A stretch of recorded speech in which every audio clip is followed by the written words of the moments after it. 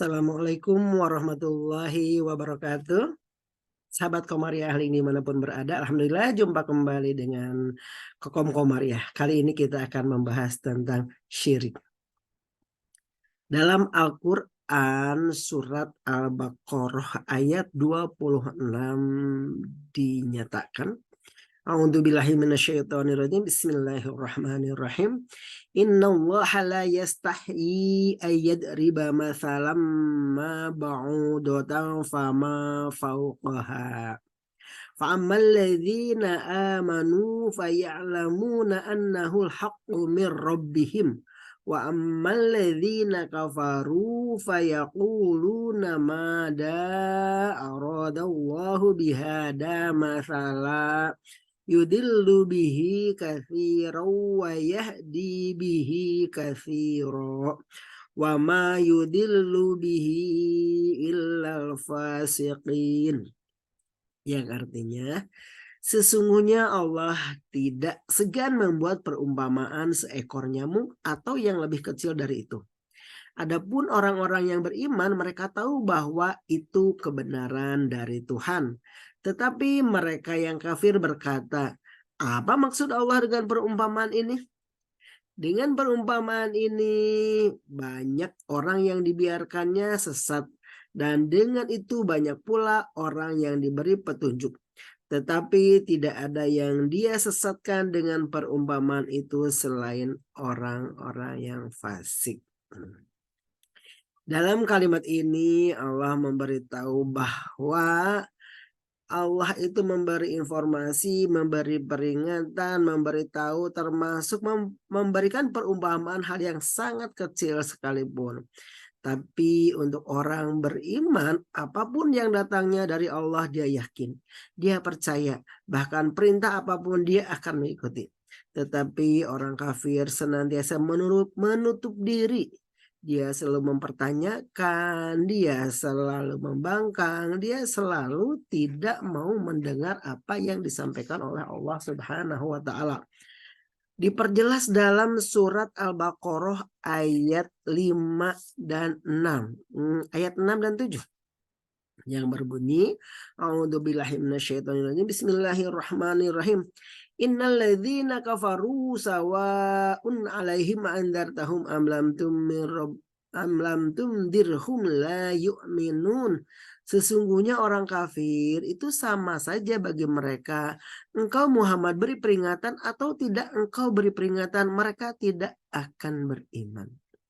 Khatamallahu ala qulubihim wa ala sam'ihim wa ala absarihim ghishawatu wa lahum adzabun adzim. Allah telah mengunci hati dan pendengaran mereka. Penglihatan mereka telah tertutup dan mereka akan mendapat azab yang berat. Itu ciri-ciri orang kafir, senantiasa dia tidak mau menerima masukan, tidak mau menerima informasi. Diberi peringatan begitu, tidak diberi peringatan begitu, artinya Allah telah mengunci hati mereka. Nah, sahabat Komariah dimanapun berada, kaitannya dengan kita dalam kehidupan sehari-hari. Kalau tadi dikatakan bahwa kafir itu adalah orang yang senantiasa membangkang, senantiasa menutup diri, senantiasa tidak mau menerima keadaan yang telah diberikan oleh Allah, petunjuk dari Allah melalui rasul-rasulnya, ataupun juga mungkin dia mau mengikuti, tetapi setelah mau mengikuti dia akhirnya kembali kepada kekafiran, akhirnya tidak mau lagi mengikuti apa yang telah diberikan petunjuk sebelumnya. Seperti kejadian pada masa Abu Bakar As-Siddiq, Rasulullah wafat. Salah satu yang disampaikan Rasulullah adalah salat zakat. Salat dengan zakat sesuatu yang berkaitan dan merupakan kewajiban. Hampir sama, bahkan bukan hampir sama kewajibannya.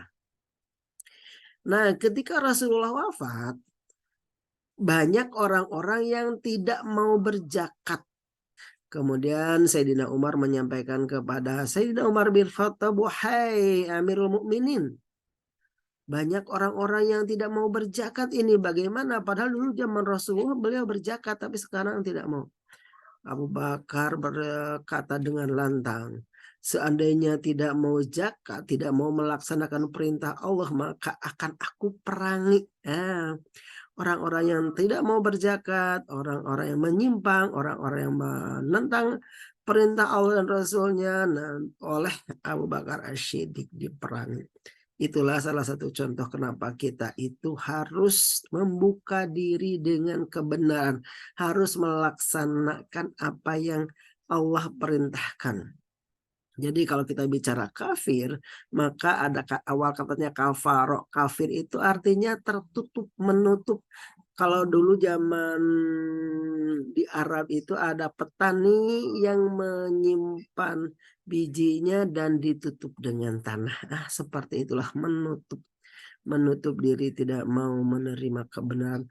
Maka kita sebagai umat muslim, sahabat Komariah dimanapun ada, mari kita membuka diri, mari kita menerima kebenaran dan semoga masuk hidayah Allah kepada kita.